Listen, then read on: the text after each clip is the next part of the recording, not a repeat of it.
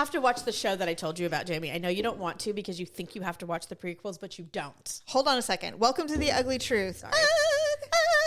Are you talking about Yellowstone? Yes. Okay, so welcome back. Happy New Year. Happy New Year, everyone. It's been a 7-day hell, but I mean, here we are.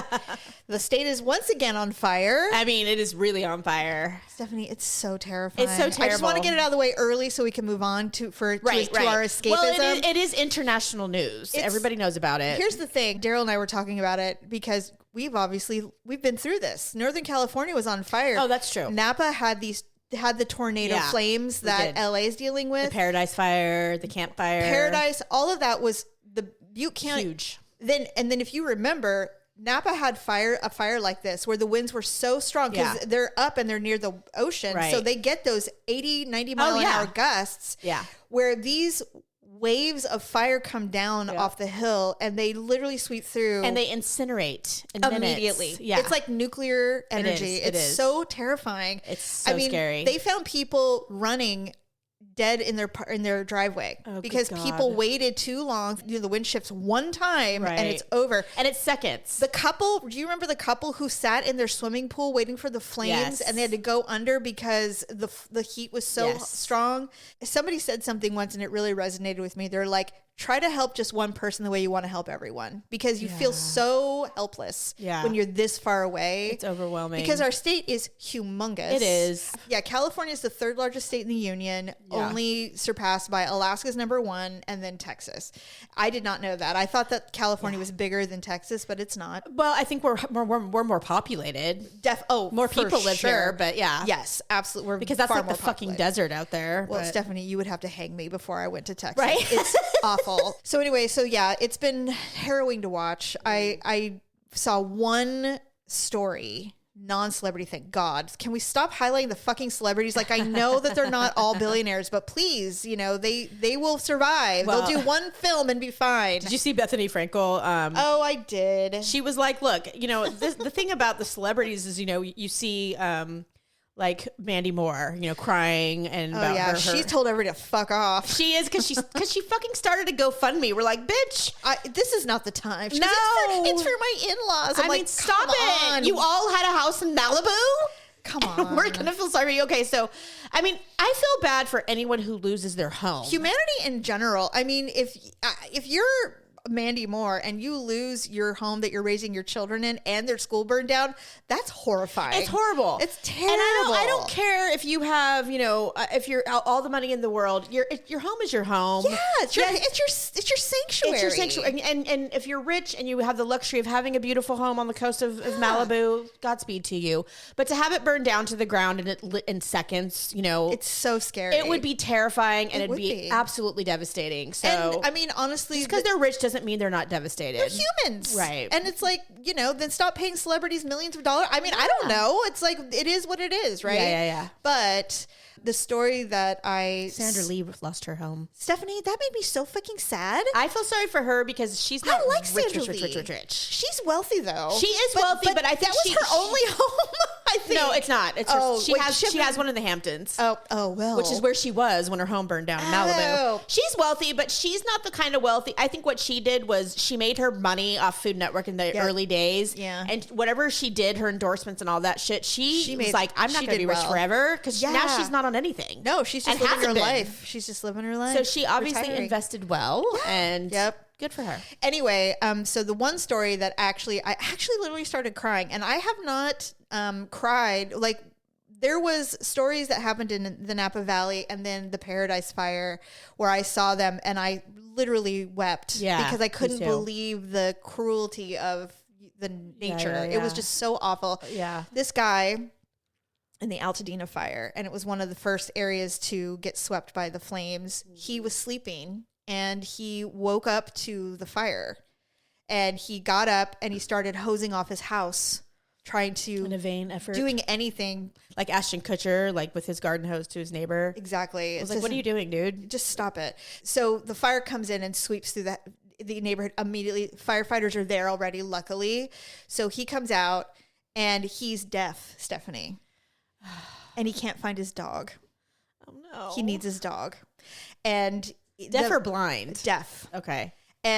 But no matter, it's all he has. Blind would be worse. Oh, I mean, Stephanie, so bad. I mean, but he can't find his dog, and he's trying. All he can do is point to the house because they're fully, in their gear.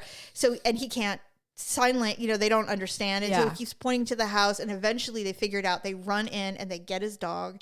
And the picture of him, he's burned on his arms because he's been trying to get to the dog. Right. And he's holding him and he's weeping. Stephanie, I'm going to cry. Stephanie, Stop it. I lost my mind. I go, this is just one man. This is just one man. This isn't even the thousands and thousands of normal, non-wealthy people who live in Altadena that are doing this. And the people with the horses, did you see them? Yes. I couldn't with that. It's horrifying. I posted actually on my personal Facebook. I did post a bunch of animal, because we know people in LA. And so I'm like, hey, Daryl knows somebody who lost everything. Everything. Oh, I have a friend, a really, really, really dear friend who... And he doesn't have a house in the Hamptons. Oh, no. Yeah. His family... they live in a regular part of LA. Yeah, probably the Valley. He has 3 close family, and all of them lost their homes. And the thing is that when you think about, it's like, oh, well, we'll just go to a hotel, or there is nowhere to go. No. They have no car. There are no hotels. There's no jobs, no restaurants, nothing. I don't mean, you have to literally rely on government help. Oh yeah. And you better hope that you're close to the front of the line, or you're sitting in embers for days.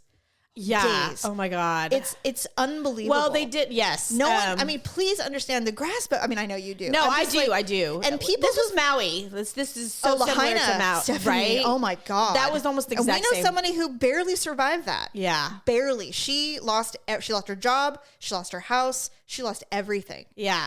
So that's how I feel like this is going to be when it's all said and done. Yes. There's going to be entire neighborhoods, cities, towns gone. I will say this. I don't know why the rhetoric, everybody keeps claiming that people are saying terrible things. And I guess some people probably are. I don't see that stuff. And I think it's because I'm very judicious with my blocking and my unfollowing. But the amount of positivity and hope that's coming out of this is so refreshing. Yeah. That's humans, though. I just hope I hope that it continues, because it will. Right now it's a news story and everybody's talking about it, but we're all going to go back to our normal lives when the fire's out. Yeah. And then all of these people are going to be down there living it still. I just really hope that we all remember Northern California. Yeah. And we do the same thing. The difference and there's no difference as far as the amount of devastation, except for the fact that LA is so populated. I know. And these areas that there are one after the other. I mean, Napa in all its glory, and it's one of our most cherished cities, towns, whatever you want to call it, here in Northern California, especially to our family and you guys. But LA is it's huge. It's suburbia. It's so big. Yes. So we're talking about so many people, thousands upon thousands. I mean, Northern California is a little bit different in that regard. It's it didn't take very long to wipe out an entire town. I'm very curious to see what the plan is going to. I'm very curious to see what happens. All of the politicians are taking full advantage, of course, and it's kind of nauseating. Already, the fire's not even out yet, you guys. Can we please? Anyway, with that being said, whatever. Yeah. If you can only help one person, help one person. I'm telling you. Yeah. If you can. Absolutely. So anyway, on that note, more sad news. My dog died. I know. And he was 15 and a half, and we got to decide, which is a comfort in a sense, because I was always so worried that something traumatic was going to occur and we were going to have no choice and we're going to do it in the middle of the night and it was going to be so awful. Or that you would just wake up and he would be dying and you couldn't stop it. I'm so glad that we had the luxury of making the decision versus going, we got to get him to the hospital immediately. Something like that, yeah. The thing is that we had been waiting for this moment, and so we have been prepared. And so there's quite a few in-home vets that will come and help you say goodbye. So we had been holding on some funds for that. And so we called. Same day is not easy. No. They book out, because everybody's got pets that age. Yeah. And so we called the one that helped us with our cat a few years ago. And she's like, I'm not available, but try these other ones. We're like, okay. So we're looking around. Finally, I just called our vet and they're like, you can bring him in at 4:30 and his doctor will do it. And I'm like, okay, so finally, but then Daryl came in, he goes, she called back and made room.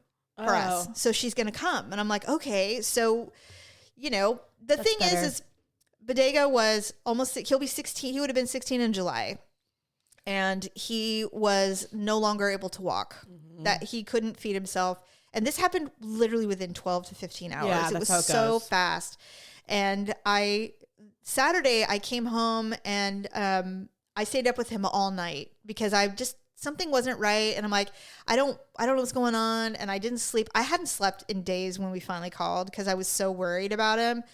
And so when she came, Stephanie, when she gave him the muscle relaxer just to chill him out, she's like, his heart rate's almost nil. He was already actively going. Yeah, yeah. And so it was so fast. That's good. It was awful. It was awful. It is awful. As you can imagine, It's of course. the worst. But I will say that we had our other husky with us because she's so codependent and we're very worried about her. Yeah. I did a ton of reading on grieving animals. Because I wanted to be prepared as much as possible. Like, what do we do? How do we help her? You know? And so we all left the room and left her with him. And she smelled him. And she's like, okay, they're so primal when it comes to stuff like that. Yeah. So it's like, if you ever seen an animal have puppies or kittens, they're like not even your pet when that's happening. It's true. Same with death. And so she's like, yep, I get it. And she was kind of walking around and kind of trotting around because she had been in for a while because we didn't want her to leave. So after all was said and done, we came in, we got to load them up ourselves, and it was just gut-wrenching, as you can imagine. Oh, God. The sobbing, I can't even imagine. Mackenzie was a wreck. Oh, poor we all baby. were, actually. Yeah, I get it. We all were. But I mean, Daryl and I both fully agree. They're like, this was literally the best case scenario. Yeah. Like, we were able to be there with him. He was super comfortable. He wasn't in any pain. Yeah. And the vet was like, you definitely made the right call. It was time. Yeah. And we're like, okay, good. And having a vet tell you that is it's so reassuring. Right. We're sad. We're so sad. It's so strange to have a family member leave you. It was like 60. It felt like. Oh, Jamie, I know. All my pets live forever. They never die young. They don't. Because we take such good care of them. Somebody said, I saw it on social media. They're like, how come dog's poop isn't white anymore? Remember when you were a kid and you would see like white poop on the lawn? You're like, I don't see white poop anymore. That's because the food we used to feed them wasn't even like real food. Yeah. But that's why they died at 8. Right. Because it was shitty food, but now we give them raw and real. Last night I spent, the first hour after I got home from work making rice and peas, carrots, and for the hamburger animals. meat because they were out of wet food. You're like, oh, well, God forbid. I guess I'll have to make the real thing. Guess you'll have to they have were so damn happy. Oh my God. They're like, what is this? Oh, they're used to it. Sadly. So yeah. Like, good, we're out. We didn't want that crap in the can. Oh my God, that's so funny. Why do you guys get to eat real food? God. No fair. That's so funny. Okay, so also New Year's Eve, I'm going to tell you my awkward moment straight off before I ask you a question. So for the first time, we had a couple of options for New Year's Eve. We can go to Daryl's brother's house, which is always a super blast. Yeah. We were going to just stay home and cook and drink and do whatever. Be safe. Or we were invited initially, the very first offer or invite we had, I should say, offer. God. We had a couple of offers. Our friends said, hey, we're going to our friend's house. She just got a new home and she wants to host New Year's Eve. And we were initially thinking, oh, we wanted to go with you guys. Like, we were going to go to their house, but would you like to come with us? We're like, really? Is it okay? And she was like, yeah, she wants the more the merrier. We're like, okay. He goes, but the last time we did this, we didn't get home till 4 a.m. Oh, geez. So we'd like to Uber. We don't want you to drive. We're like, right. Okay. So we all Ubered to this house. She lives out in Folsom in the sticks. Oh. Like almost to El Dorado Hills. It's pretty far out there. It's a new development. Yeah, I know where it is. You do? It's super far. Well, because I used the Folsom Urgent Care for Sutter, and I was like, Okay. God, where is this place? Yeah, exactly. Way the fuck out there. So I could have gone a lot further, so Yes. I'm guessing it's out there. Yes, it is. And it's a gated community. Yeah. It's very pretty. Lovely. She's only been there like 5 months. It's like really new.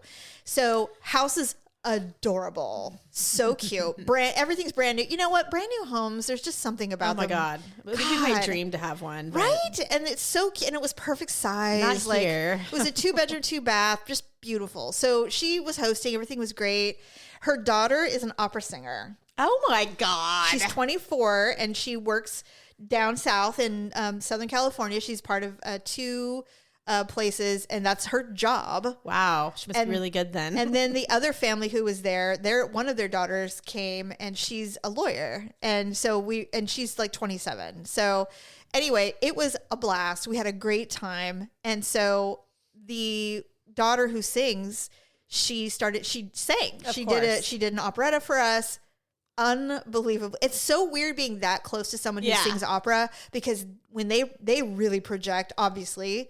So it's like they're performers. Loud. Yeah. So she hit a note and went, oh my God. It's like so amazing. It was crazy good. It was so good. Wow. That's cool. So we're like, bravo, So then I did not participate in this, but people started getting up and singing like karaoke. Oh, for God's sakes. I won't do that. I don't even know. I mean, I would have done it. We actually can sing. You sing better than I do, but we can both hold a tune. And Daryl's like, you should go up there and sing Linda Ronstadt. I'm like, you've been drinking and you need to stop. I'm not singing in front of people. Besides, you can sing a lot of things other than Linda Ronstadt. I just don't want to. I mean, that's shower singing. Okay. I don't do that. You're a good singer. Anyway, so I didn't know until, anyway, go ahead. So everybody was singing and doing dances, and it was, because everybody obviously had been imbibing. And the other thing is we celebrated at 9:00. We did the 9:00 New Year's. Oh. Well, I think there was a heart out. I think she wanted us out of the house before midnight. I can't have these people here at 1 a.m. Everybody's older. We were the younger. Well, not the kids were obviously younger than us, but I mean, they're almost a decade older than us. So anyway, which is fine. They're all lovely humans. And so it's probably a smart idea if you're hosting a party. I mean, yeah, and she has a new boyfriend. Unless you're at family where you can crash on a couch or a bedroom. Sure. Yeah. So all of a sudden, so everybody's singing, and they're singing like Wicked and stuff, so they're really singing. And at some point, I'm sitting in the back, and I'm just watching, and I'm singing along, and I decide now's the time to sing opera. Jamie, no, you didn't. And I did in front of a professional opera singer. Oh, yes. So all of a sudden, out of nowhere, I'm like, like really loud. And the whole party stops and turns and all, who did that? And I'm all, me. I'm like, I've had too much to drink. And Daryl's all, why? Why, Jamie? I don't know. I'm so odd. And I'm like, well, time to hit the old dusty trail. Time to get out of here. No, I don't know. Oh my God, that would have been hilarious. But I turned to Daryl, I said, I think it's time to call the Uber. Yes. So we literally get in this Uber at like 11:45. And we're speeding to our house. Ahmed is amazing. Did Glenn and Greg go with you? Yes. Okay. Because they were staying at our house because they couldn't drive home. Got it. So we're speeding through, and it hits midnight in the car. And so we're in Old Fair Oaks. We're like seconds away from home. Oh, shit. And it hits midnight. We're all, Happy New Year, in the car with Ahmed. And he's like, no, he was so great. And so we get to our house, and we're all, thanks, Ahmed. You were great. He goes, Happy New Year to you. And I'm like, thanks. Oh my God. And of course I ended up with the bruise. I don't know how I got it. The norm. So we get there. Oh my God, that is so funny. Oh my God. So I wake up in the morning, I'm like, oh my God, I sang opera in front of everyone. Why did I do that? I asked Daryl, I go, do you remember when I did that? He goes, yeah, now I do. I'm like, okay, so maybe no one remembers that I did it. Well, let's hope. They're definitely not going to remember it like you remembered it. And I was intoxicated, and I still remember it but because when we do something awkward, we remember. Like, oh, God. It's going to be seared in your brain for the now until the dawn of time. Until I'm on my deathbed. But no one else is going to remember. I sang opera. They're probably going to think it was funny if they remember, and be like, oh, yeah, remember that girl that Glenn and Brandon came over? She tried to sing opera. And if the kids were sober, were the kids sober? Probably more than we were. Right? They'll be like... She's like, remember that when that poor old lady tried to sing opera like I do? Oh my God. I just want to die. Some people just, oh Lord, that's pretty funny. You can be weird and funny with some people, but I didn't even know these people. That's what I was going to say. These were strangers. I mean, they're very nice though. I very much like them. I'm sure it was a great time. It was a great time. No one's judging you. It's just funny. It was great. And I think it's funny. And it was hilarious. I mean, I was just like, well, that's the way it goes. I couldn't possibly have a flawless evening where I didn't do something. God forbid. No. So anyway, yeah, that was my New Year's. Okay, so that's funny. Before we wrap it up, I've been on Reddit, as you know, I like Reddit, and so I've been on it a little bit more than normal. And so there's a subreddit called GIFs, GIFTS, GIFs. Oh, okay. And people go in there going, what should I get for a 12-year-old that I barely know? And then people offer suggestions. Yeah. And then there's also other things like situations that occur. Mm-hmm. And this woman goes, I'm going to a good friend's wedding, but I have no money, and the things that are on the registry are very expensive. And obviously you can't go to a wedding empty-handed. I'm like, well, actually you 100% can. Well, but I understand. Yeah. And register. And now nobody brings gifts to weddings anymore. They just buy off the registry and have it sent. And so that way you're not consumed. Yeah. Right. You don't have like a huge package table that you have to muscle in the car. Nobody does that. No one does that anymore, which is kind of nice. Really nice. And if you're going to give them money, you'll either Venmo or Cash App it. Yeah. That's because everybody usually has a website or something. Anyway. For sure. So, everything is paperless, packageless, wireless. It's all. When it comes to big events, it's very helpful. Oh my God. In my opinion. Agreed. Anyway, so this woman, she's like, but I decided that I wanted to bring something. So I painted a portrait of the couple. So she shows the portrait. It's fine if you're good. So she shows the portrait and she goes, would you hate it if you got this as a wedding gift? And I'm looking at it going, well, I mean, I would hate it. By the way, it was very good. She's clearly an artist. Okay. She knows what she's doing. It's lovely. Then why would you hate it? Well, first of all, it was like an 11 by 17. Oh, so it was huge. It was huge, number one. Number two, most people go, the thought is lovely, 100%, but I am not hanging a picture of myself in my house. Oh, that's true. And I even said that, I'm like, honestly, I would do it to be kind, and then I would take it down. Yeah. And then what are you going to do with it? It's going to sit in your garage or your closet. Or... I mean, no one's going to buy it. No one's going to, you're going to donate it. And you're going to feel guilty about throwing it away. Yeah. Or so you'll somebody have it took the effort of like painting it. Yeah. Right. And so I'm like, if it wasn't so large, I probably would be more okay with it. But because it's literally the size of a poster, I don't know, man. It's big. And so I was like, I'm going to ask you, what would you do if someone gave you that? It gave you a portrait of yourself. Like if it was a portrait of you and your son as a gift, would you love it? I think it's different if it's me and my son. You would keep it? It's my child. Okay, well then fine. If it's me and Jerry, what if it's just you? I'm not hanging me and Jerry on the wall. What if it was like a big birthday and somebody decided to throw you a party and someone gave you like, well, I really didn't have money for a gift, but I did paint you this picture. Let me take it back. If it was that large and it was me and my child, no, I wouldn't. If it was something tasteful, that I could put it in the den or something. I just don't want a picture of myself. Personally, I don't either. I'm uncomfortable. Yeah. When I saw that, I'm like, if I saw a picture of myself, I'd be like, no. I kind of like some portraits where it's like the back of you. Like I could see it if it was in her wedding dress and they were like facing the ocean. It was like the back of them or something. I've seen those portraits. Something like that. People hire artists to come to the wedding and paint them. Something like that. But, my face, me just standing there like, smiling. Plus, what if it was their perception of you? That's my biggest thing. It's like they see you a certain way, and you're like, "Do I look like that?" That's what you think I look like, huh? Have you seen the TikToks where like husband and wife will like paint? Stephanie, Jamie, those are so funny. I want to do it so bad. I want you and Daryl to do it so bad. We should all do it. Well, you know what? Here's the thing. As much as I bitch about Jerry, he's actually an artist. So he probably would do a better job than some of the ones I've seen on TikTok. Well, then you have to do it. But who knows? You're like hey, who knows? Get up off that couch. We're going to do a project. Does Daryl have any artistic? No. Immediately no. I want him. I saw that. And I'm like, we should do it. Well, we could do it, and I could do it with Jeff. Wouldn't that be funny? Yeah. Jeff's a really good drawer, actually. He gets it from his dad. Probably. Well, I mean, you're artistic. Mom's artistic. No, I think we all are. I think it runs way. I'm not. Oh, please. I am not artistic. Jamie, would you look like a serial killer drew it? No, I would. It would look like a third grader did it. Oh, I don't know. No. Anyway, I just thought it was a super funny thing, and I'm like, I know. I mean, because I'm so like black and white when it comes to certain things, I saw it and went, absolutely not. No, I would hate it. I would hate you for this. I would be so upset that you.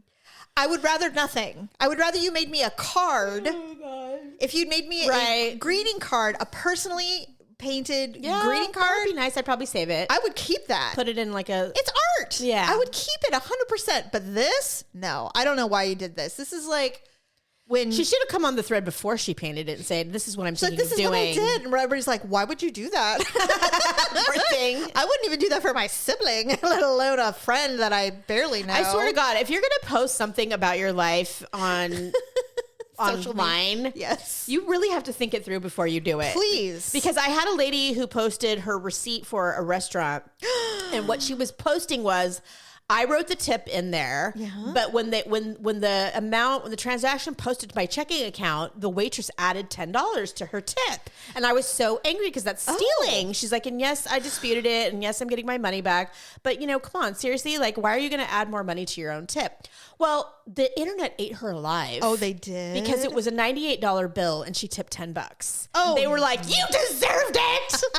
How dare you cheap ass. Eat at home. You know what? I mean, they devoured her. They're like, $10. Why did you even bother? And she kept responding to everybody. Oh, well, God. She got triggered hard. She actually, the responses were like, have the day you deserve. Well, I'm sorry you feel that way, but I thought it was fine. The point is that she stole from me, not how much I tipped. And I'm like, oh, I know that was what your point was. I'm like, but honey, if you're going to post, a $100 tab with a $10 tip, what did you think was going to happen? Oh my goodness. You have 10,000 comments and like half of them are probably servers. They're like, I live on my tips. And I didn't realize in other parts of the country, some people, the wage is like $3 or $4 an hour, and they literally live on the tips. Yeah, they're like, we barely pay you, and you better be really good at your job. Yeah, right? Yeah, that's true. So, but in California, they're like, look, a tip is not an expectation. It actually 100% is. I agree. But a lot of people are like, it's nice if you get one, but you shouldn't assume you're going to. You know what? I don't like people like that. But anyway, you're like, it was fair. I'm like, it was a waste of ink. Why did you even do it? Seriously. They're like, no wonder she stole from you. You know what? Ass. I stand by this statement 100%, and I know you agree with me. Yeah. I think every single human being, when they're 16 or 17, should be forced to work in the service industry for 1 year. Absolutely. Retail, food, or restaurant, anything that requires you to work with the public. Or fast food, even. Anything. You need to know what assholes people are. Oh my God. So I will tell you this. I worked in the service industry most of my life until I became an actual adult. Yeah. And I will tell you what, you will never see me speak poorly of a server. I don't either. Anyone in the service industry, anyone in food, restaurants, retail. Yeah. Ulta, Sephora, anything. I know, right? Oh my God. Even when I have to deal with online people, they're like, hi, this is Sherry. How can I help you? I'm like, are you AI or are you real? She goes, oh, I'm very real. I work whatever. I'm like, okay. So and I'm super nice because I'm like, no, these people go through it. And I worked in customer service for an insurance company. Let me tell you. Oh, Jamie. Well, you know. Do you remember where I work? Yes. I know why the people at the DMV look the way they do. I'm so It's kind. valid. I'm so fucking kind to people. Very I am too. What I was going to say is when you got your first job, because of our age, I'm not that far behind you. Yes. So I immediately got the same first job. Yes. Because you worked at Round Table, then I got a job at Round Table. Yes. And then you moved on because you were older. And then I ended up, so Round Table, I think, was your kind of what you did in high school, right? My first job for a while? No, my very first job, I was 15 and a half and I worked at the Golden Corral. Oh, that's right. And I handed How could I forget? I handed out salad plates. Right. And I worked at King's Table. Oh my God, you worked at the buffet. That's right.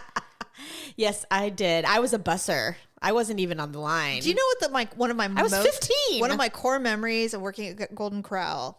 First of all, Mr. Weatherby was my boss, and you had to call him Mr. It was Mr. Weatherby, and literally that was his name, and you had to call him that. Yeah.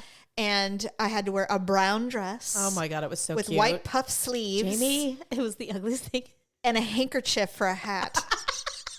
It was so ugly. I remember going, why is this?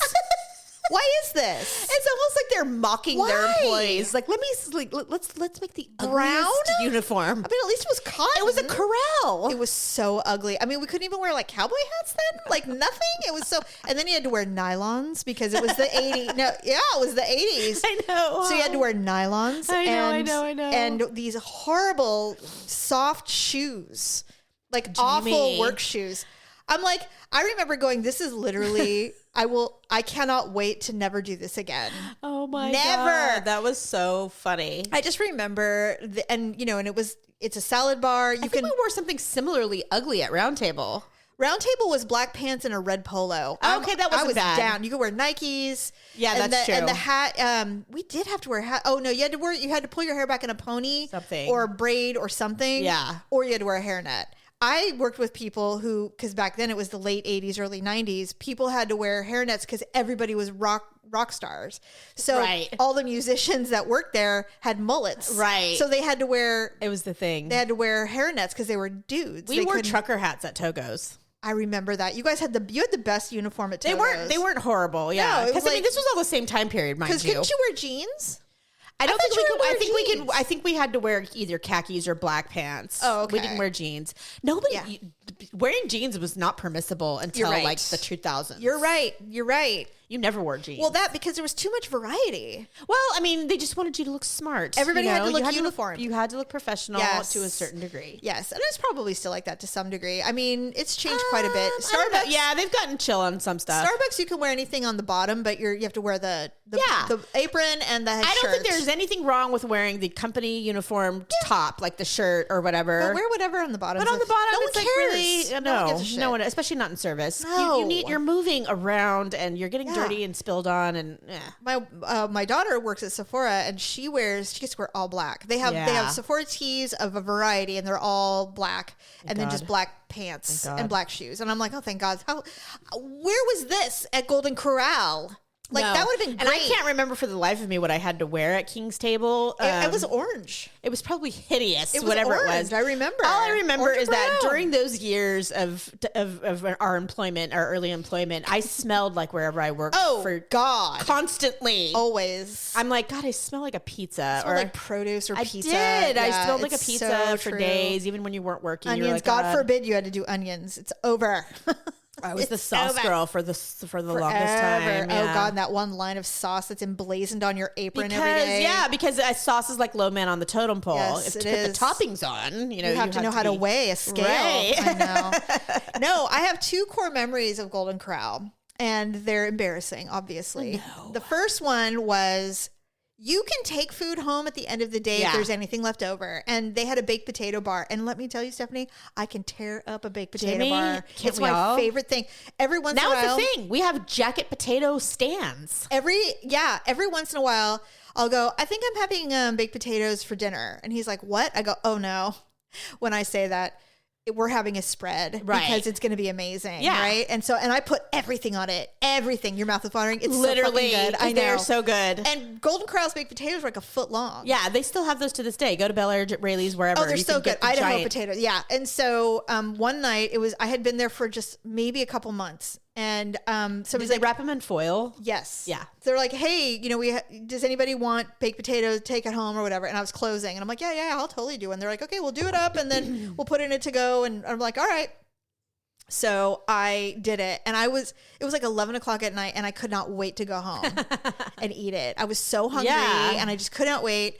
So I get out of the car and sure as shit, You dropped it. I dropped it, but I got out and rolled my ankle like an idiot, because I can't do anything. Right. So I rolled my ankle and I fell out of the car and I dropped the potato on my nylons and my shoe and it soaked in. I'm like, I can't even save it. It's all over me. And I was like, I've never been more disappointed in my whole life at Oh, that point. Jamie. I was like, no. it Okay, was so before you get to your delicious. second chord, that reminded me. The other day, we were watching football, and I decided to order Jersey Mike's. Ooh, I love Jersey I Mike's. do too. And So good. Jeff had never had it, and he loves sandwiches like I do. Oh, so cool. I ordered 3. I got what Jeff and I always get. Jerry is so incredibly plain. He will only eat like a plain roast beef with mustard. That's it, and lettuce. Okay. Nothing else on it. Total So waste. that's what I got him. Fine. Right, $16 for that. I was gonna say that's a lot for but that. I but couldn't that's fine. I couldn't get me and Jeff what these massive Right. things that we were getting, and then so I got him one, and I forgot that when he goes to Togo's, he always gets like a hot 7, which is a hot roast beef. Yes. exact same thing. So he walks over to the microwave and I see him and I'm like, you're ruining it. I'm like, he's putting it into the microwave. He wants hot roast beef. But he did. And I was like, okay, you know what? Whatever. So I hear the thing beep. He goes over there. He opens it. He's like starving, you know, I see him. He turns around to walk. It rolled out of his hands onto the floor. Did the dog right where the dog water was. No. And he's like, no. It was like one of those. Oh, God. And then he's like trying to pick it up off the floor. I'm like, stop it. It's over. It's done. You dropped it on the dog food pad. It's over. You know, you have a little thing where the food and the water live. Time of death, dude. Done. It's over. He's looking at it like, can I? I'm like, no. Call the dogs. No, you can't. Call the dogs. They wouldn't eat it. Oh, they wouldn't. There was too much lettuce. It was like lettuce and mustard. Like, they were we like, don't do greens. So I'm like, why did you have to? He's like, because I wanted it hot, okay? And I was like, yeah, but why did you have to do, like, why take the risk? You know, why? Plate. Right? For God's sake, and he's like, look, I wanted that. I wanted to eat it, okay? God. So you don't need to yell at me about it because I'm really sad. And I'm like, touche, I get it. I would hilarious. be too. Oh my I've done God. something similar. Oh, obviously I have. I did it at Jim Boy's. I got a Jim Boy's there's taco just salad. nothing worse. I was walking it to go give it to Jeff, and I dropped the whole thing, and I literally like landed on it with my knee. Of course. For extra measure, I put my knee and in it was like $14. I'm like, I hate it. Jeff just looks at me and he's like, kind of smiles. He goes, was that for me? And I'm like, oh. It was, but now it's not. And then anyway, the second core memory, which is equally, it's actually more embarrassing, actually. So the Golden Corral has a salad bar and they have a dessert section, all the things. So they had this stuff called cookies and cream. It's just Cool Whip and broken up Oreos. Right. I remember it. There's nothing else to it. I loved Golden Corral. It's delicious. And their mac and cheese was the best. The best. Actually, you know what mac and cheese it was? Stouffer's. Best. Just go buy it. You can buy a big old tray. I'm so lactose intolerant though, and that stuff is so delicious that I'll be rolling around on the ground for hours. You would explode. Anyway, so I would occasionally, you can get a salad, you know, so I would get a little salad or whatever. And the Oreo cookies and cream was probably one of my most favorite things. I don't know why. It's just, delicious. I really loved it. And I love Oreos. You know what it is? I don't allow myself to eat that shit anymore. Right. And that's why. So I think of it fondly. So anyway, I did get promoted from handing out salad plates to being able to stock the salad bar and do other things. So we had two huge walk-ins. One was for the meat and one was for everything else. Right. So they're like, hey, we need to restock whatever. I'm like, okay. So I would go in. Now the way they would make this Oreo cookies and cream, you know, dishwasher bins. Yes. So they're the metal huge. So tubs. They had plastic ones for the liquidy, desserty stuff. So they could wash it. And the metal makes everything taste weird. Yeah. So we would use these big plastic. They were probably like the size of a laundry basket, but super like 6 inches deep. They were deep, yeah. Right. And they would fill it with all the desserts or the salad or the potato salad, whatever, and then they would just stock it on things and you would pull it and you would be amazed how quickly you go through a bin. No. Like people are pigs. They eat constantly. Buffets are like, oh God. It's like they've never eaten in their life. Yeah, and salad bars are even worse because it's, you know, they can have a different salad 7 times and it's so good. And it's, oh my God, it's so good. Anyway, everything. So I had tried it. I'm like, oh my, and I've made it. And so I'm like, oh my God, I love it so much. I went in there, Stephanie, and I got a spoon. I did, with a spoon. And a big spoon too, not a little teaspoon, a big spoon. I went in there and I took a big scoop and I was like, oh my God, you would think I was pregnant or something. I wasn't. I was just a kid. Yeah. I was hungry. You know, teenagers are constantly hungry. Well, I mean, and you also have to remember that we had no luxuries, no treats. No, our mom didn't. No. Our mom was an almond mom before an almond mom was a thing. And not only that, but because not only was she that, we had God's candy. We were... Right? We were so poor. We didn't go out to eat. You're right. We didn't know. We were very poor. We ate homemade food from forever. That's all we had. Yes. So when we got jobs and we worked at these food places, you're like, what is this? It was like Willy Wonka's land. We were like, come with me. It really is. See. It really is. So I walked into the walk and I'm all, if you want to view paradise. Opened up the bin, took this huge ass spoon, and I started eating it like it was the hottest man on the planet. I was like, I was like inhaling it. Someone walks in. I knew it. I turn around and I'm all, immediately. And they're like, we all do it, but don't let anyone see you. I'm like, okay. So I'm like, and I ate it really fast, came out, threw the thing in the I was dishwasher. gonna say, did you contaminate the whole? No. Okay. Because I just took one big scoop. Oh, okay. No, I wasn't gonna double dip. I did have some morals in that. Good. I wasn't gonna do that. But I did do that, and I think I stopped. I never did it again because I was so embarrassed. Well, because people are constantly going in and out of the walk-in, Right? Yeah. And then I ended up they all ended up being my friends, Right. And so I remember one time we broke in and we stole a shit ton of food and had a party. Oh shit! We stole steaks and chickens and hell yeah, and chicken wings and potatoes and all the shit. Somebody got me some Oreo cookies and cream, and we just... Nowadays, you'd get fired and prosecuted. Oh, my God. Well, there were no cameras back then. In the day, yeah. But we just, because they had a literal meat locker. And yeah. And somebody's like, I have the key! And they literally got garbage bags. Holy shit. Because he did the inventory, too. So he's like, I'll just refill Well, it. I mean, back then, your manager was like 20. Yeah, he was you were a 17 or whatever, and he was like 20, 21. Plus, like back in the day, there was no Big Brother. There were no cameras. There was there was barely an alarm. We would stay there. Oh my God, it was the greatest. It was the best first job I had, and I only quit because probably got a better job. I did. It was Roundtable. I got a Roundtable gig, and it was more money. We were always looking better for hours. more money. I remember that. Better hours, more money, better uniform. Because Roundtable was probably open late too, but Golden Corral was probably open late, and they closed at 10. Yeah, and that's late for buffet. It is late. Nobody does that anymore. Thank God. But Roundtable was way better. I love that place. I love that job too. That was I really love my job. I stayed at Roundtable all the way through college, actually. Yeah, and it wasn't until my better job was I went from Roundtable to Togo's.